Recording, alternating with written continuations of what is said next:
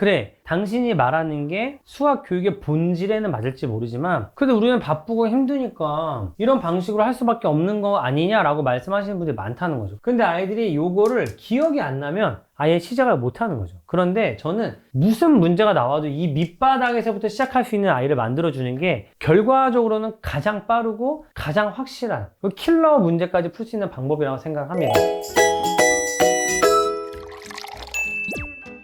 여러분, 제가 구구단 같은 거 외우지 말라고 그러고 공식 외우지 말아라 이 얘기를 하면 여전히 댓글에 참 많은 분들이 의아함을 가지시는 것 같아요. 왜 빨리 할 수 있는 방법을 자꾸 쓰지 말라고 하는 거냐, 그리고 창쌤 당신이 얘기하는 방식이 좋은 건 알겠는데 그건 늦다, 그거 언제 그렇게 하고 있느냐 라고 얘기를 많이 하시거든요. 많은 분들이 생각하는 건 뭐냐면 18 곱하기 15 그러면 18 곱하기 15 딱 해가지고 8, 49, 18, 270. 이렇게 기계적으로 탁탁탁 나오면 그래, 당신이 말하는 게 수학 교육의 본질에는 맞을지 모르지만 그래도 우리는 바쁘고 힘드니까 이런 방식으로 할 수밖에 없는 거 아니냐라고 말씀하시는 분들이 많다는 거죠. 근데 제가 최근에 이런 거에 대해서 좀 설명을 드렸어요. 제 주위에 계신 학원 학부모님들과 또 제가 강연할 때 이런 설명을 좀 많이 드렸거든요. 드렸더니 되게 반응도 좋았고 당신이 하는 말이 무슨 말인지 알겠다 이런 반응들 많이 보이셔가지고 제가 유튜브에서도 한번 소개를 한번 해보려고 합니다. 오늘은 나눗셈에 대해서 한번 얘기 한번 해볼게요. 나눗셈. 여러분, 우리가 나눗셈에 대해서 어떻게 가르치는지 아세요? 여러분이 지금 만약에 나눗셈을 가르쳐야 돼요. 여러분의 자녀나 아니면 여러분의 학생들에게 나눗셈, 나누기를 알려줘야 된단 말이에요. 여러분들은 뭐라고 설명하실 것 같으세요? 우리 아이들한테 나누기는 이렇게 하는 거야 라고 설명을 해주신다면 여러분은 어떻게 하실 거냐는 거죠.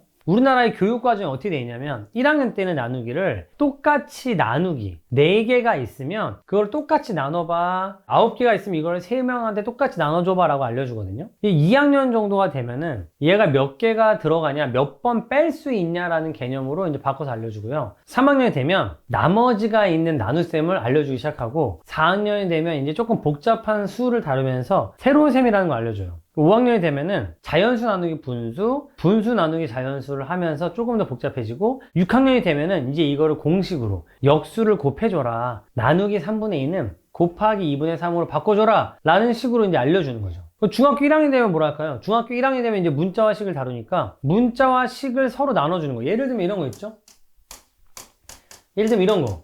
이런 것들을 이제 저희가 배우기 시작하면서 그 다음에 중학교 3학년 되면 또 뭐가 나오냐면은 유리수와 무리수에 대한 나누기가 나와요. 그래서 예를 들면 이런 것들을 다루게 되는 거죠. 이럴 때 우리 알려주는 방법이 밑에도 루트 3, 위에도 루트 3을 곱해서 이거를 3분의 6 루트 3으로 만들어라. 약분해.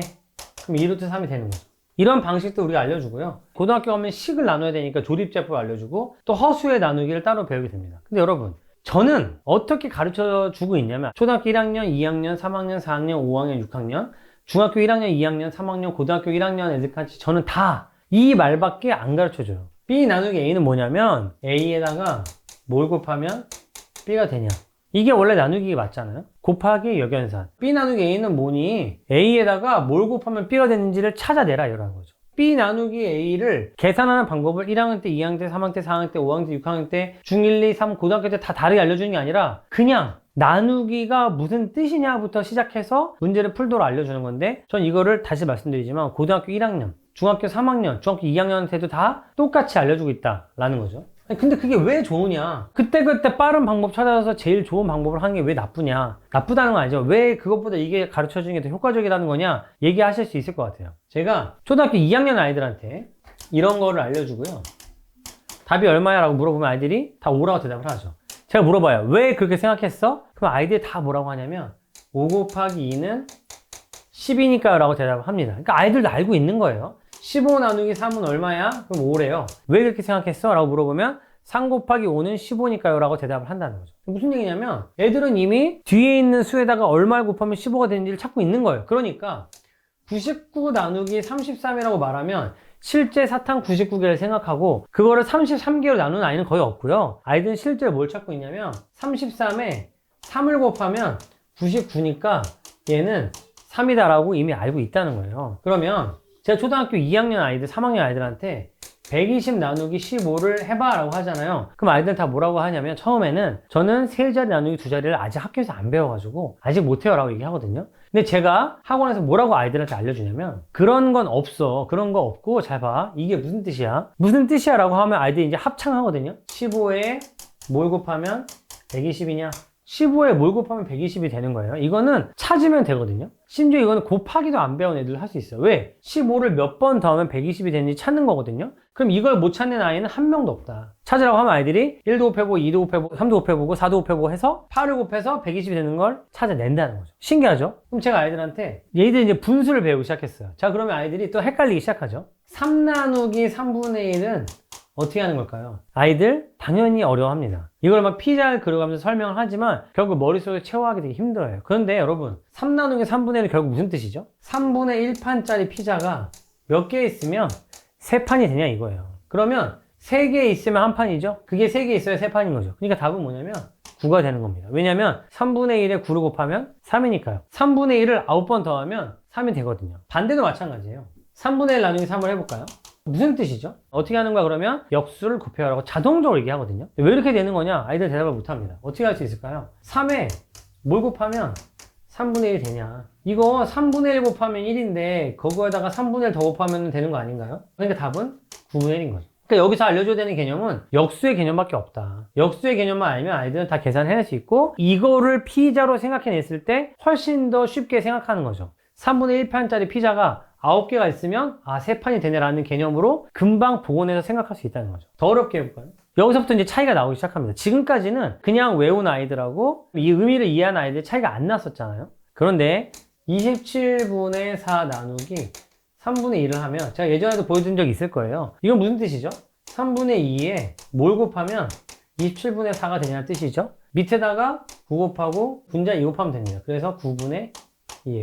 이걸 보통 아이들은 대부분 어떻게 하냐면 27분의 4를 분자와 분모를 바꿔서 곱하기로 써주면 이렇게 약분하고 이렇게 약분해가지고 9분의 2가 되어라고 하는데 사실 나누기의 의미를 제대로 이해하고 있는 애들은 여기다가 뭐 곱하면 이게 되지? 9분의 2 하고 끝낸다는 거죠. 여기서부터 차이가 나오기 시작하고요. 여러분 아이들 이거 많이 물어보지 않나요? 네모분의 세모 나누기 별분의 동그라미는 왜 곱하기로 바꾸면서 동그라미분의 별이 되느냐라고 물어보지 않나요? 많이? 여러분 이것도 무슨 뜻일까요?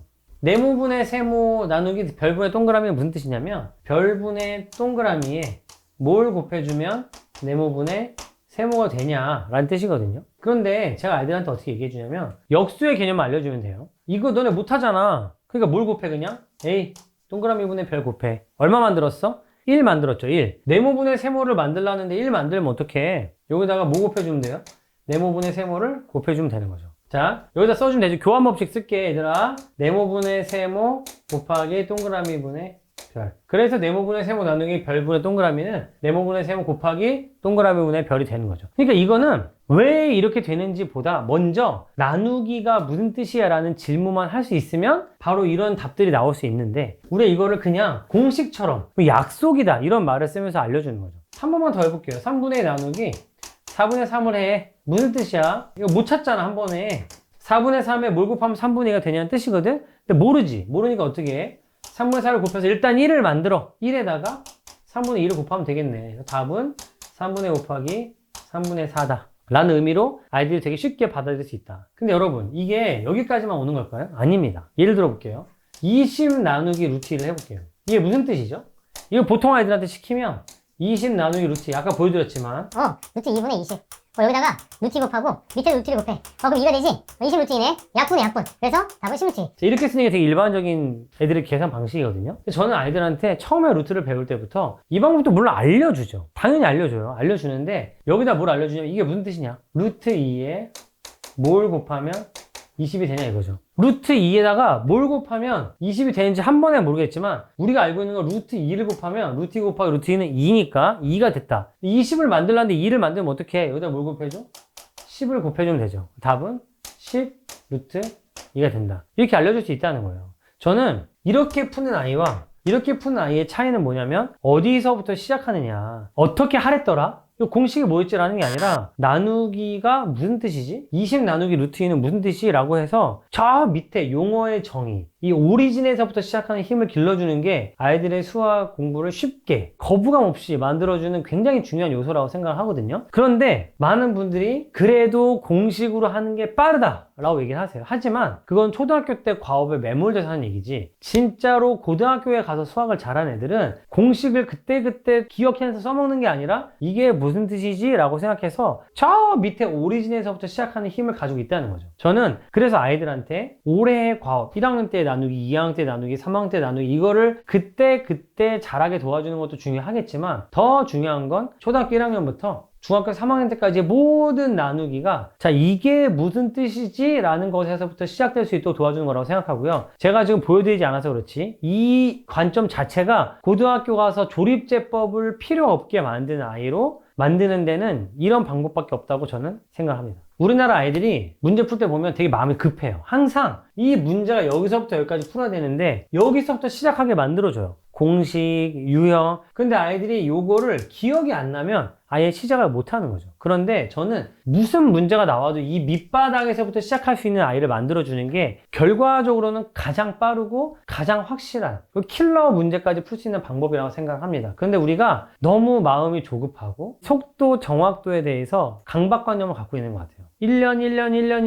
1년을 빠르게 하는 것보다 통틀어 6년 안에 우리가 성취할 수 있는 최고 목표를 우리는 달성하는 게 맞다. 그리고 그게 결국은 뭐냐면 저 밑바닥에서부터 문제를 풀기 시작하는 습관이다 라고 저는 생각을 하는 거죠. 그래서 제가 이렇게 고집스럽게 구구단을 일단 외우지 말고 시작해라. 다 외워진다. 일단 새로운 셈 말고 다른 방법을 시작을 해보자 라고 저는 계속 주장을 하고 있는 거죠. 제 말이 좀 많은 분들에게 좀 알려지고 공감을 받았으면 하는 그런 바람이 있습니다.